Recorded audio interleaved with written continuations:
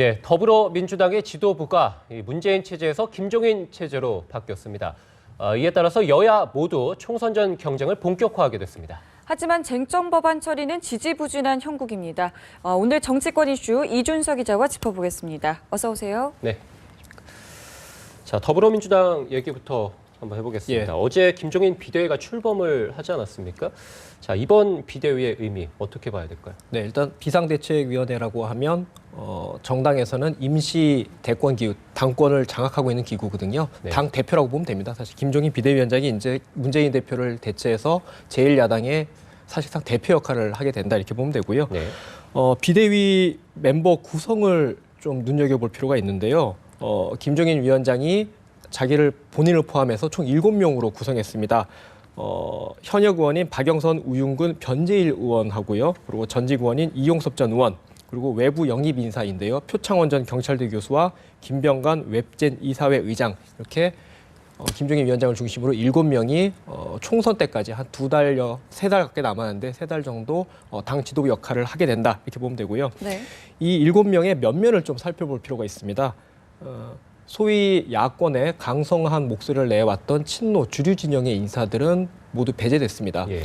물론 우윤근 전 원내대표를 범주류계라고 보통 분류를 하는데, 우윤근 원내대표 같은 경우는 중도, 온건한 합리적 목소리를 많이 내온 분이고요.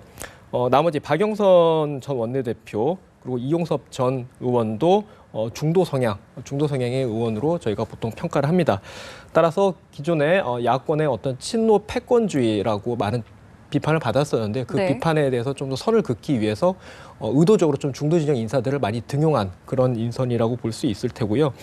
또 한 가지 부분은 정책통 의원들이 좀 전진 배치가 됐습니다. 제가 말씀드린 박영선, 우윤근, 변재일 세 분의 현직 의원하고 이용섭 전 의원은 모두 전직 원내대표 또는 전직 정책위 의장을 역임한 분들입니다. 네. 김종인 위원장 역시도 저희가 경제민주의 전도사라고 많이 예. 언론에 소개됐었죠. 그리고 외부 영입 인사인 김병관 웹젠 이사회 의장도 벤처 업계에서 성공 신화를 이룬 분이기 때문에 표창원 전 경찰대 교수를 제외하면 나머지 분들은 모두 정책통이다, 뭐 이렇게 봐도 과언이 아닙니다. 말하자면 이번 총선에서 야권의 김종인 선대위, 비대위 겸 선대위인데 김종인 선대위의 공약 포인트가 중도 진영을 겨냥하고 있다, 정책을 내세워서 그런 의미로 해석을 할 수 있습니다. 이것이 어떤 부분이 있냐면 안철수 의원이 내세운 추진하는 국민의당, 안철수 신당이 내세운 게 제3지대 중도 정당론이거든요. 예. 근데 정작 상대적으로 진보 성향이 강할 거라고 저희들이 보통 보는 제1야당 더불어민주당이 오히려 중도층을 적극 공략하겠다 이런 부분이기 때문에 안철수 의원에게는 오히려 안철수 의원으로서는 어떻게 보면 허를 찔렀다 이런 평가가 나올 수도 있습니다. 오늘 김종인 비대위원장이 첫 행보를 나선 게 조금 전에 동작동 국립현충원을 방문했거든요. 묘소를 해가지고 전직 대통령 묘역을 모두 참배했습니다. 근데 묘역을 보면은 김대중 전 대통령은 이제 야권의 주로 정신적 지주니까 보통 자연스럽게 참배를 하고요. 더불어서 이승만 전 대통령, 박정희 전 대통령, 그리고 김영삼 전 대통령까지 진보 보수 진영을 아우르는 전직 대통령을 모두 묘역을 모두 참배했습니다. 말하자면 중도 우클릭, 소위 저희가 진보 성향에 강했던 더불어민주당으로서는 좀 더 중도 진영을 향해서 우클릭을 예고한 거다 이렇게 해석할 수 있을 겁니다. 또 한 가지 눈길을 끄는 발언이 하나 있습니다. 김종인 비대위원장이 영입될 때부터 논란이 됐던 사안인데요. 네. 1980년 당시 전두환 신군부의 국보위라고 하죠. 예.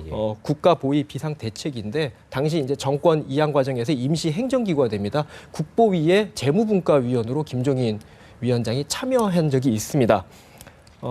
이 사안이 어떻게 보면은 호남 야권의 탄탄한 지지 기반인 호남 지역에서는 굉장히 민감한 사안이거든요. 예. 전두환 정권에 의해서 5.18 광주 민주화 운동 그 과정에서 수많은 광주 시민들이 희생됐다는 사실이 있기 때문에 이 부분에 대해서는 좀 말끔하게 정리를 하고 갔어야 되는데 그동안 김종인 위원장이 사과할 필요가 있겠느냐 이런 식으로 두리뭉실하게 넘어가 왔었는데 어제 비대위가 출범하는 날 이제 기자들의 질문에 답하는 과정에서 광주분들께 죄송하다고 공식적으로 사과를 했습니다. 말하자면 선거를 치르는 데 있어서 광주 민심의 거리를 두고 선거를 치를 수는 없거든요. 결국 비대위 출범과 동시에 이 부분을 좀 말끔하게 털고 가겠다 이런 의미로 해석할 수 있을 것 같습니다. 네. 자, 이렇게 지금 비대위가 출범을 했는데 그 구성을 놓고 일부 좀 잡음이 있는 것 같고 일단은 이종걸 원내대표 입장을 놓고 여러 가지 이야기가 좀 나오고 있는데 어떻습니까? 네, 뭐 어제 그리고 오늘 뭐 일부 조간 신문을 통해서 이종걸 원내대표가 뭐 비대위에 빠져서 반발하고 있다라고 예. 이렇게 뭐 보도가 나왔는데 그 정도 사안은 아닌 것 같고요. 예. 보통은 원내대표가 원내 현안을 챙기지 않습니까? 물론 총선 전국이기 때문에 원내 현안이 상대적으로 적긴 합니다만 아직 쟁점 법안을 비롯해서 여야 간의 협상을 할 사안들이 있기 때문에 원내대표의 입장이 중요합니다. 또한 정책 중도 진영을 공략하는 어떤 정책 정당으로 선거를 치른다면 더더욱 원내 지도의 역할이 필요하기 때문에 원내대표가 당연직으로 비대위원회에 포함되지 않겠느냐 이런 관측이 많았고 내심 이종걸 원내대표 측에서도 그걸 좀 기대한 모양새 같습니다. 네.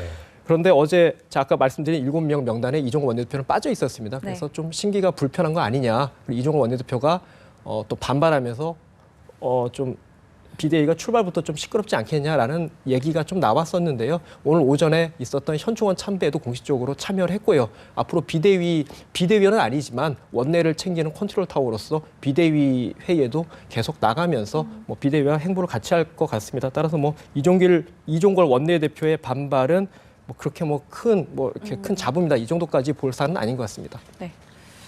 예, 문재인 전 대표가 사실 1년이 좀 안 됩니다. 네. 354일 만에 예.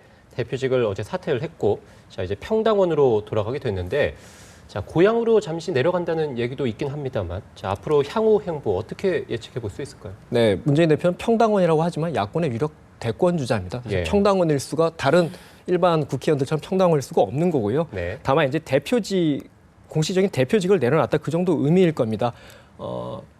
4월 총선 결과에 결코 이제 자유로울 수 없는 상황이다 이렇게 보면 되고요. 본인도 그런 어떤 본인의 정치적 운명을 잘 알 것입니다. 최근에도 기자회견에서 여권의 과반 의석 저지를 더불어민주당의 총선 목표로 제시했고요. 그 목표에 따라서 자신의 정치적 거취도 연계할 수 있다라고 시사하는 발언을 했습니다. 무한 책임을 지겠다 이렇게 말을 했습니다. 따라서 평당원이지만 자연스럽게 계속 마음 편하게 쉴 수는 없는 노릇입니다. 일단은 너무 그동안 야권 내용 과정에서 많이 지쳤기 때문에 이번 주 금요일 29일에 경남 양산에 자택이 있거든요. 자택으로 예. 내려가서 좀 설 연휴까지는 좀 휴식을 취할 것으로 보입니다. 설 연휴 이후가 되면 본격적인 총선, 공천을 비롯해서 총선 전국이 시작되는데 그때 어떤 총선 전국에서 어떤 역할을 할지 그 부분이 좀 당내에서도 거론이 될 것 같습니다. 문재인 대표의 지역구는 부산 사상입니다. 부산 사상인데요. 여권의 텃밭인 부산 지역에서 좀 이제 야권 인사로서 지금 지역구를 갖고 있는데 사상 당협위원장 자리는 내놨습니다. 사상 지역의 야권 당원들을 추스리는 당협위원장 자리는 다른 배재정 의원에게 지금 내놓은 상태거든요. 그러면서 본인은 총선에 불출마하겠다라고 이미 입장을 밝혔습니다. 예.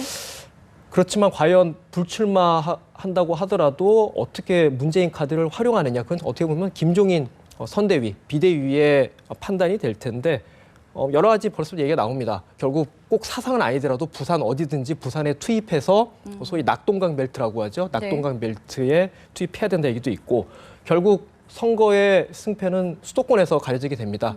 가장 어려운 이번에 또 안철수 신당의 출연으로서 야권으로서도 수도권에서 고전할 수도 있거든요. 고전이 예상되는데 서울로 차출해야 된다 이런 얘기도 나옵니다. 과연 문재인 대표가 어떤 카드로 활용될지도 굉장히 중요한 관전 포인트 중에 하나라고 볼 수 있습니다.